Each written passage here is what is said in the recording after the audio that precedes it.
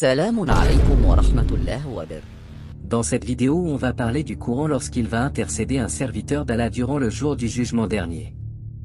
Celui qui a eu une bonne relation avec le jeûne et la parole d'Allah, je verrai être protégé par sa parole durant le jugement dernier. Mais, pourquoi le jeûne et le Coran vont-ils intercéder en faveur du croyant et de quelle manière peut-on obtenir ces bienfaits?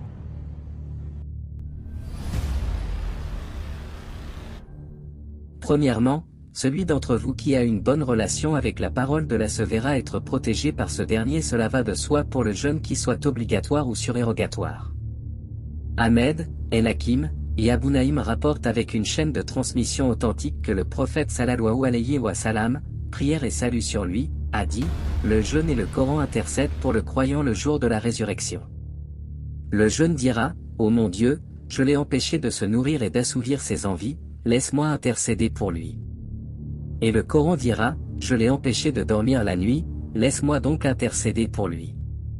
Il dit, ils seront autorisés à intercéder.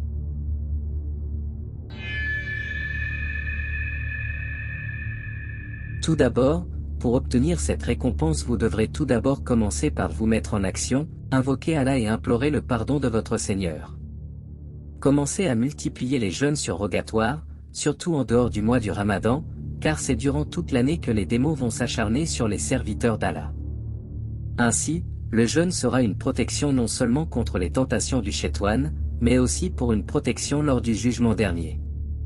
Deuxièmement, vous devrez lire, ne serait-ce que 2 voire 3 pages en moyenne par jour de la parole d'Allah, c'est cette parole-là qui vous sauvera et intercédera du châtiment terrible de notre Créateur pour ceux qui l'ont pris à cœur et l'ont mémorisé. Mes chers frères et sœurs, nombreuses sont les actions qui nous permettent de se rapprocher d'Allah et son messager sallallahu alayhi wa sallam. Les traditions prophétiques rapportées par plusieurs savants nous rappellent que le jeûne, surtout durant le mois du Ramadan, nous fait rapprocher encore plus de notre Seigneur, car c'est durant ce mois-là que nombreux d'entre nous lisent le Coran et jeûnent le plus. Prenez donc cet exemple comme une manière de vous rapprocher de votre Créateur. Si durant le mois de Ramadan, vous vous rapprochez de votre Seigneur, pourquoi pas en dehors du mois de Ramadan? Continuez donc de jeûner en dehors du mois du Ramadan, donnez l'aumône, et lisez ne serait-ce que 2, voire 3 pages du livre sacré.